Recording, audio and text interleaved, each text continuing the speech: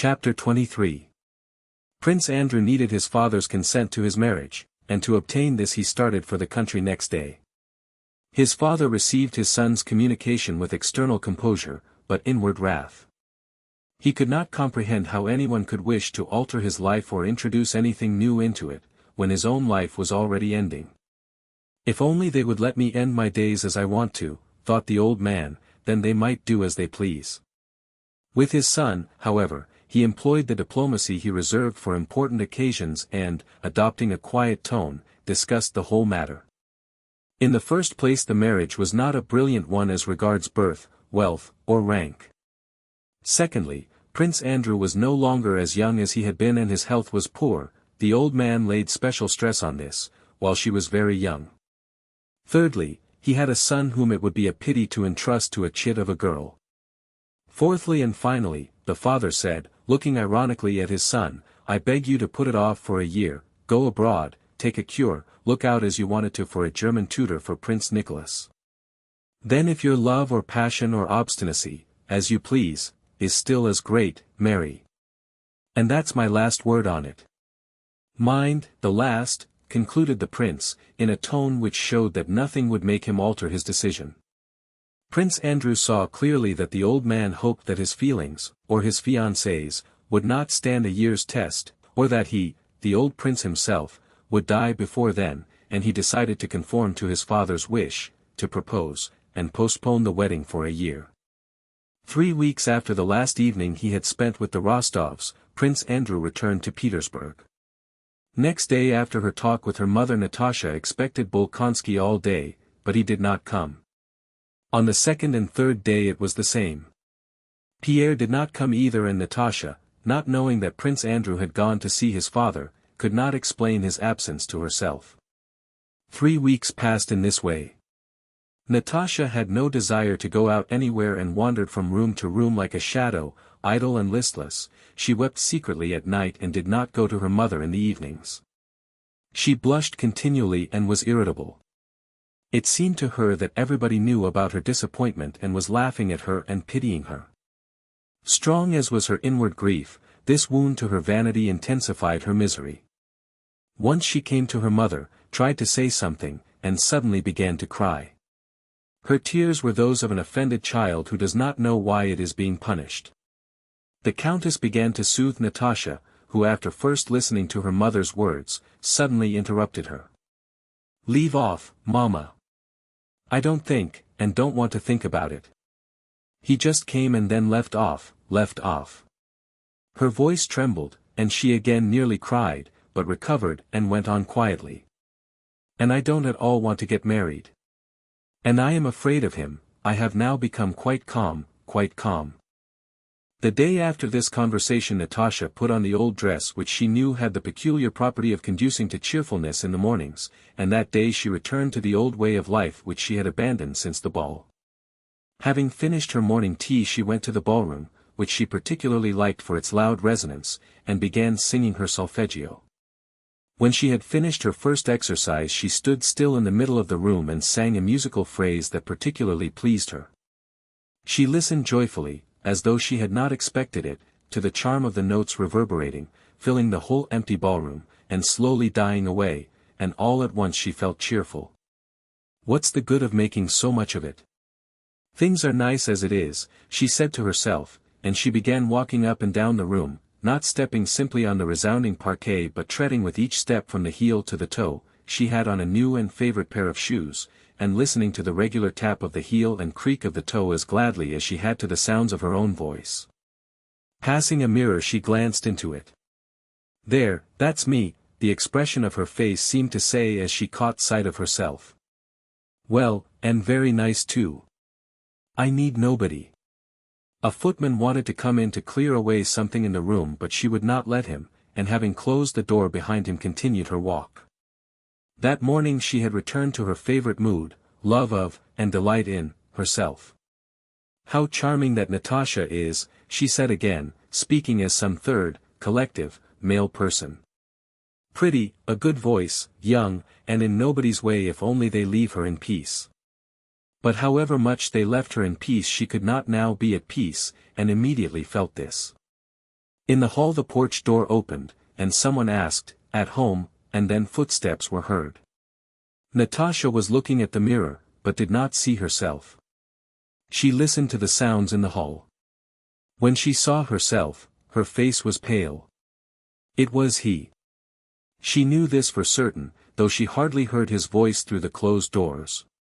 Pale and agitated, Natasha ran into the drawing room. "Mama! Bolkonsky has come," she said. "Mama, it is awful, it is unbearable. I don't want to be tormented. What am I to do?" Before the Countess could answer, Prince Andrew entered the room with an agitated and serious face. As soon as he saw Natasha his face brightened. He kissed the Countess' hand and Natasha's, and sat down beside the sofa. "It is long since we had the pleasure," began the Countess, but Prince Andrew interrupted her by answering her intended question, obviously in haste to say what he had to. "I have not been to see you all this time because I have been at my father's. I had to talk over a very important matter with him. I only got back last night," he said glancing at Natasha. "I want to have a talk with you, Countess," he added after a moment's pause. The Countess lowered her eyes, sighing deeply. "I am at your disposal," she murmured. Natasha knew that she ought to go away, but was unable to do so. Something gripped her throat, and regardless of manners she stared straight at Prince Andrew with wide-open eyes. "At once? This instant? No, it can't be," she thought. Again he glanced at her, and that glance convinced her that she was not mistaken. Yes, at once, that very instant, her fate would be decided. "Go, Natasha. I will call you," said the Countess in a whisper. Natasha glanced with frightened imploring eyes at Prince Andrew and at her mother and went out. "I have come, Countess, to ask for your daughter's hand," said Prince Andrew. The Countess' face flushed hotly, but she said nothing. "Your offer," she began at last sedately. He remained silent, looking into her eyes. "Your offer," she grew confused, "is agreeable to us, and I accept your offer. I am glad. And my husband? I hope, but it will depend on her. I will speak to her when I have your consent." "Do you give it to me?" said Prince Andrew. "Yes," replied the Countess. She held out her hand to him, and with a mixed feeling of estrangement and tenderness pressed her lips to his forehead as he stooped to kiss her hand. She wished to love him as a son, but felt that to her he was a stranger and a terrifying man. "I am sure my husband will consent," said the Countess, "but your father?" "My father, to whom I have told my plans, has made it an express condition of his consent that the wedding is not to take place for a year. And I wish to tell you of that," said Prince Andrew. "It is true that Natasha is still young, but, so long as that. It is unavoidable," said Prince Andrew with a sigh. "I will send her to you," said the Countess, and left the room. "Lord have mercy upon us," she repeated while seeking her daughter. Sonia said that Natasha was in her bedroom. Natasha was sitting on the bed, pale and dry-eyed, and was gazing at the icons and whispering something as she rapidly crossed herself. Seeing her mother she jumped up and flew to her. "Well, Mama?" "Well? Go to him. He is asking for your hand," said the Countess, coldly it seemed to Natasha. Go," said the mother, sadly and reproachfully, with a deep sigh, as her daughter ran away. Natasha never remembered how she entered the drawing room. When she came in and saw him she paused. "Is it possible that this stranger has now become everything to me?" she asked herself, and immediately answered, "Yes, everything. He alone is now dearer to me than everything in the world." Prince Andrew came up to her with downcast eyes. "I have loved you from the very first moment I saw you. May I hope?" He looked at her and was struck by the serious impassioned expression of her face. Her face said, "Why ask? Why doubt what you cannot but know? Why speak, when words cannot express what one feels?" She drew near to him and stopped. He took her hand and kissed it. "Do you love me?" "Yes, yes," Natasha murmured as if in vexation. Then she sighed loudly and, catching her breath more and more quickly, began to sob. "What is it? What's the matter?" "Oh, I am so happy," she replied, smiled through her tears, bent over closer to him, paused for an instant as if asking herself whether she might, and then kissed him. Prince Andrew held her hands, looked into her eyes, and did not find in his heart his former love for her. Something in him had suddenly changed. There was no longer the former poetic and mystic charm of desire, but there was pity for her feminine and childish weakness, fear at her devotion and trustfulness, and an oppressive yet joyful sense of the duty that now bound him to her forever. The present feeling, though not so bright and poetic as the former, was stronger and more serious. "Did your mother tell you that it cannot be for a year?" asked Prince Andrew, still looking into her eyes. "Is it possible that I, the chit of a girl, as everybody called me," thought Natasha, "is it possible that I am now to be the wife and the equal of this strange, dear, clever man whom even my father looks up to? Can it be true? Can it be true that there can be no more playing with life, that now I am grown up, that on me now lies a responsibility for my every word and deed?" "Yes, but what did he ask me?" "No," she replied, but she had not understood his question. "Forgive me," he said. "But you are so young, and I have already been through so much in life. I am afraid for you, you do not yet know yourself." Natasha listened with concentrated attention, trying but failing to take in the meaning of his words. "Hard as this year which delays my happiness will be," continued Prince Andrew, "it will give you time to be sure of yourself. I ask you to make me happy in a year, but you are free, our engagement shall remain a secret, and should you find that you do not love me, or should you come to love," said Prince Andrew with an unnatural smile. "Why do you say that?" Natasha interrupted him. "You know that from the very day you first came to Otradno I have loved you," she cried, quite convinced that she spoke the truth.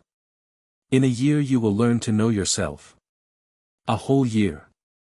Natasha repeated suddenly, only now realizing that the marriage was to be postponed for a year.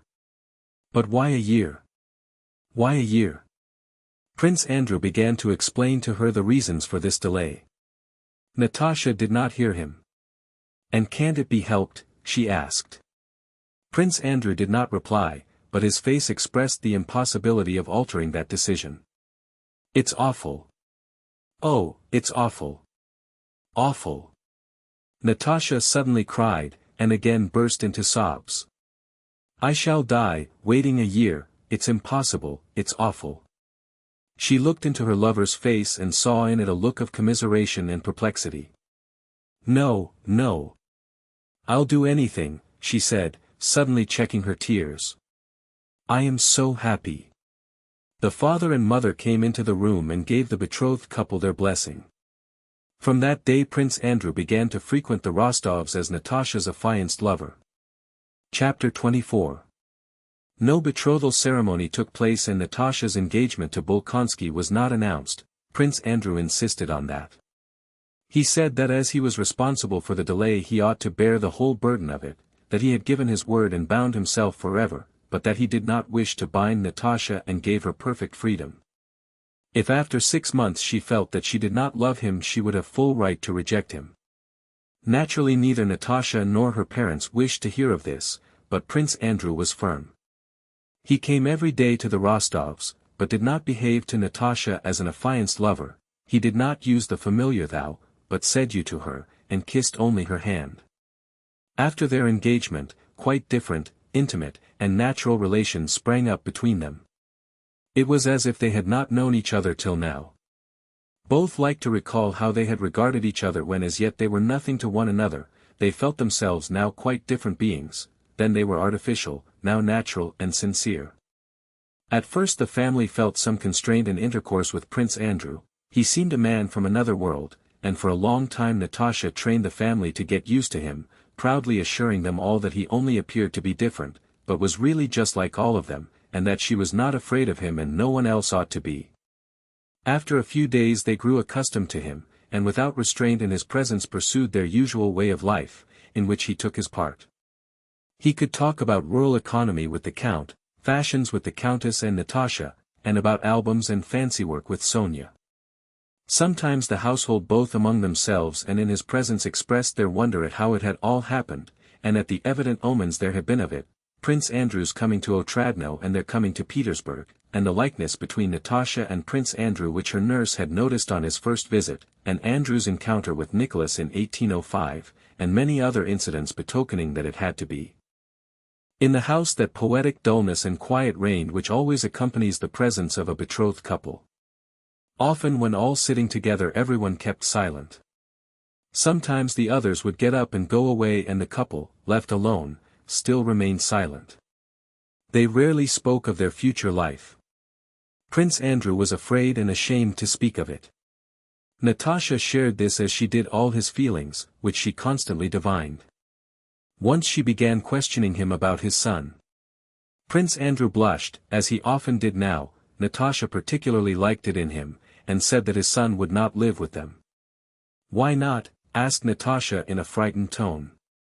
"I cannot take him away from his grandfather, and besides—" "How I should have loved him," said Natasha, immediately guessing his thought, "but I know you wish to avoid any pretext for finding fault with us." Sometimes the old count would come up, kiss Prince Andrew, and ask his advice about Petya's education or Nicola's service. The old countess sighed as she looked at them. Sonia was always getting frightened lest she should be in the way and tried to find excuses for leaving them alone, even when they did not wish it. When Prince Andrew spoke, he could tell a story very well. Natasha listened to him with pride. When she spoke she noticed with fear and joy that he gazed attentively and scrutinizingly at her. She asked herself in perplexity, "What does he look for in me? He is trying to discover something by looking at me. What if what he seeks in me is not there?" Sometimes she fell into one of the mad, merry moods characteristic of her, and then she particularly loved to hear and see how Prince Andrew laughed. He seldom laughed, but when he did he abandoned himself entirely to his laughter, and after such a laugh she always felt nearer to him. Natasha would have been completely happy if the thought of the separation awaiting her and drawing near had not terrified her, just as the mere thought of it made him turn pale and cold. On the eve of his departure from Petersburg Prince Andrew brought with him Pierre, who had not been to the Rostovs once since the ball. Pierre seemed disconcerted and embarrassed. He was talking to the countess, and Natasha sat down beside a little chess table with Sonia, thereby inviting Prince Andrew to come too. He did so. "You have known Bezukov a long time?" he asked. "Do you like him?" "Yes, he's a dear, but very absurd." And as usual when speaking of Pierre, she began to tell anecdotes of his absent-mindedness, some of which had even been invented about him. "Do you know I have entrusted him with our secret? I have known him from childhood. He has a heart of gold. I beg you, Natalie," Prince Andrew said with sudden seriousness, "I am going away and heaven knows what may happen. You may cease to, all right, I know I am not to say that. Only this, then, whatever may happen to you when I am not here." "What can happen?" "Whatever trouble may come," Prince Andrew continued, "I beg you, Mademoiselle Sophie, whatever may happen, to turn to him alone for advice and help. He is a most absent-minded and absurd fellow, but he has a heart of gold." Neither her father, nor her mother, nor Sonia, nor Prince Andrew himself could have foreseen how the separation from her lover would act on Natasha. Flushed and agitated she went about the house all that day, dry-eyed, occupied with most trivial matters as if not understanding what awaited her. She did not even cry when, on taking leave, he kissed her hand for the last time. "Don't go," she said in a tone that made him wonder whether he really ought not to stay and which he remembered long afterwards. Nor did she cry when he was gone, but for several days she sat in her room dry-eyed, taking no interest in anything and only saying now and then, "Oh, why did he go away?"